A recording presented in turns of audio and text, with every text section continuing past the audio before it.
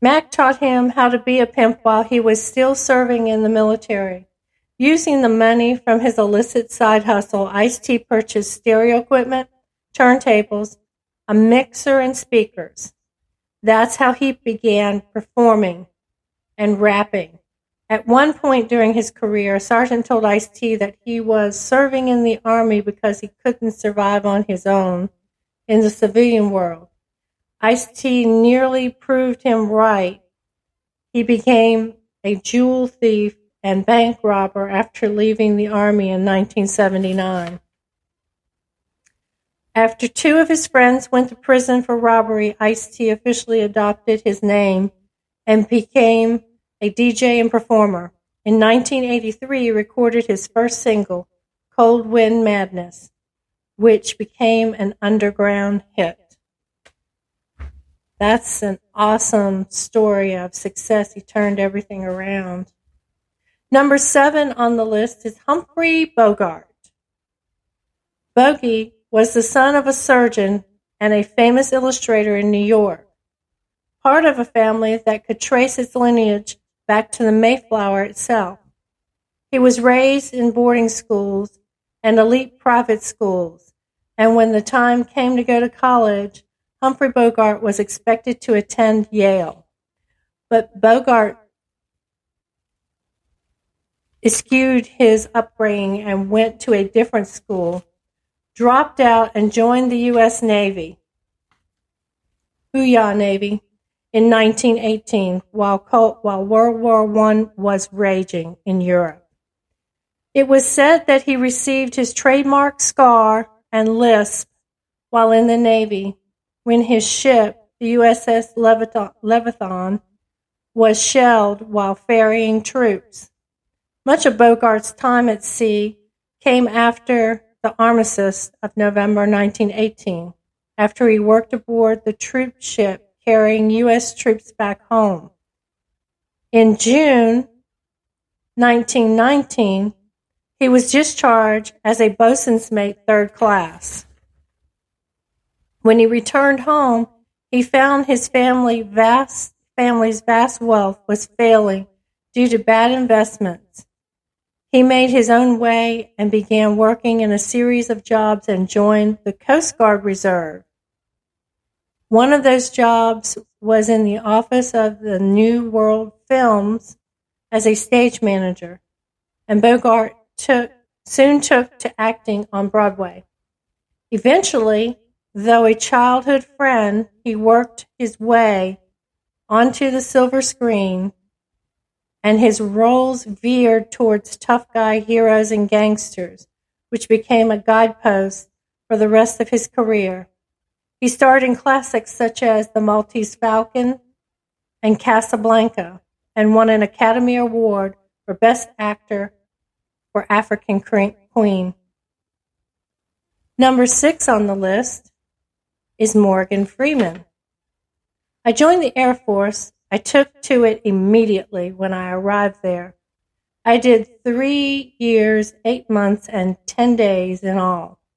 But it took me a year and a half to get disabused of my romantic notions about it. Sometimes being in the military helps determine what you want to be in life, even if it means not being in the military. Talented young Morgan Freeman was so in love with the idea of flying that he joined the U.S. Air Force in 1955 instead of accepting a scholarship for drama from Jackson State University in Mississippi. Eventually, he got the chance to train as a fighter pilot, but as soon as he sat in the cockpit of what he thought would be his dream job, he felt he was sitting in the nose of a bomb.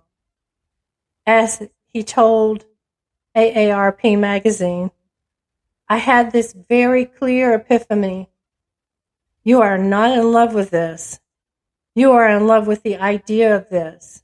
Freeman didn't hesitate to act on his gut instinct and left the Air Force in 1959. It would be a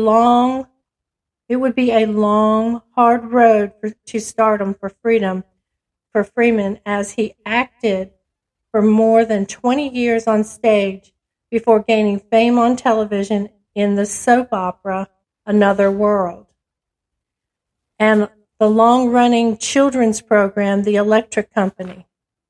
Freeman went on to act in prominent supporting roles and later as a star in such roles as The Shawshank Redemption, Seven, and Unforgiven. Number 5 on the list is Chuck Norris. Before the President of the United States can declare war, Congress must have permission from Chuck Norris. Before Carlos Ray Norris could become the Chuck Norris, he had to learn a few things like many of us reading this. He did it in the military. Norris joined the Air Force, where the first thing he learned was that he needed a weapon to do his job as a security policeman. While stationed in Korea, part of his job meant corralling rowdy, drunken service members out of bars near Osan Air Base. When he realized that he couldn't do it physically, he sought help from a local martial arts Tang Soo Do and Taekwondo master. As we all know now, Norris doesn't half-ass anything. He would not only learn to toss drunks around, but he became the first Westerner to be awarded an 8th-degree black belt in Taekwondo. He held the world middleweight karate champion title for 6 years and was chosen for Black Belts magazine Fighter of the Year in 1969. He founded 32 martial arts school and was actor and fellow veteran Steve McQueen's karate teacher. Because, of course, he was. McQueen encouraged Norris to go into acting after gaining attention as Bruce Lee's opponent in Way of the Dragon. He starred in such films as Good Guys Wear Black, Delta Force, Missing in Action. He also starred in a long-running TV series, Walker, Texas Ranger. Norris has used his success to give back to the military community, serving as a spokesman on behalf of the Department of Veterans Affairs and hospitalized veterans. On March 28, 2007, Commandant General James T. Conway made Norris an honorary United States Marine. That's truly an honor. Number 4 on the list, Mr. T. When you find a really tough guy, he's not a predator. He doesn't have to prove himself. Guys who have to pretend to be tough, they ain't. I'm tough. Before he nearly pounded Rocky Balboa into submission as Clubber Lang in Rocky III, and went on to fame as B.A. Baracus on the hit TV series The A-Team, Mr. T was a member of the biggest team of all, the U.S. Army. Originally known as Lawrence Turiad, Mr. T served in the Army's military police corps in the mid-1970s, and he was a good soldier. In November 1975, he was awarded a letter of recommendation by his drill sergeant, and in a cycle of 6,000 troops, he was elected top trainee of the cycle and promoted to squad leader. He was even good at his punishments. In July 1976, his platoon sergeant punished him for giving him the detail of chopping down trees during training camp at Fort McCoy in Wisconsin. The sergeant did not specify how many trees that were to be cut down. So Mr. T chopped down more than 70 trees in the span of 3.5 hours before being relieved of the detail. After his discharge from the Army, he tried out for the NFL's Green Bay Packers, but failed to make the team because of a knee injury. However, his Army police training served him well, in the next job as a bouncer at Chicago's nightclubs, where he began cultivating his ultra-tough persona. He later became the first celebrity bodyguard, protecting celebrities like Steve McQueen, who seems to be a great guy to know, judging from this list. Through his bodyguard and bouncing work, Mr. T was discovered by Sylvester Stallone, who cast him as Lang in the third Rocky movie. His career took off from there, and he began one of the most iconic personalities of the 1980s. Yes, he was. He was amazing to watch. Number 3 on the list is Johnny Cash. That was the big thing when I was growing up, singing on the radio.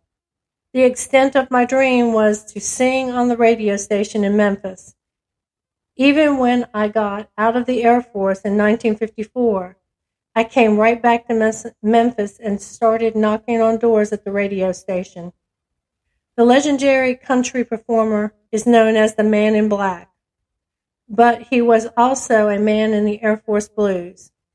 Fresh out of high school in 1950, Cash joined the Air Force as the Korean War began, but spent most of his 4-year enlistment in Germany.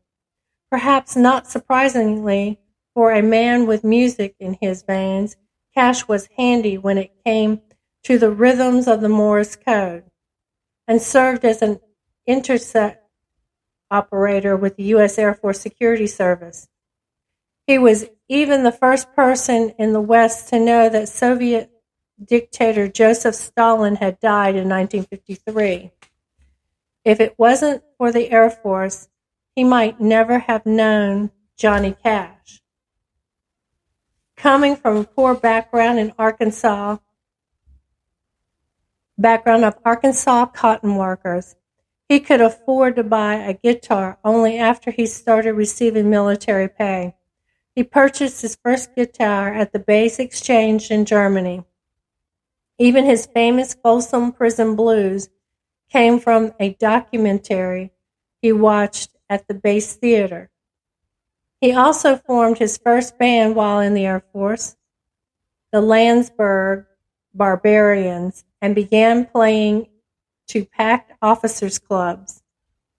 When Staff Sergeant Cash was discharged in 1954, he used his GI benefits to take a radio announcing course at the Broadcasting School in Memphis, Tennessee, and one day walked into Sun Records recording studio to sell tracks to the producer, Sam Phillips. His career took off from there. Although Cash's reputation as a hard-living rebel overshadowed his time in service, he never forgot where he came from, and years later, he met a young Army veteran, Chris Christopherson, when Christopherson landed a helicopter on his front lawn. Cash would not only shoot the helicopter down, as Christopherson feared, Cash listened to his music and helped launch his career. Number 2 on the list, Clint Eastwood. I was drafted during the Korean War. None of us wanted to go. It was only a couple of years after World War II had ended. We said, wait a second, didn't we just get through that? Long before Clint Eastwood dared anyone to make his day in Dirty Harry, he served in the Army at Fort Ord, California. After he was drafted during the fighting in Korea in 1951, he spent his entire military career as a swimming instructor. The swim training he doled out to his fellow soldiers was solid. In the years before he was drafted, Eastwood worked a number of jobs, including as a firefighter and lifeguard. Military service have served him from a lifetime of these jobs and given the rest of us a lifetime of cinematic gold.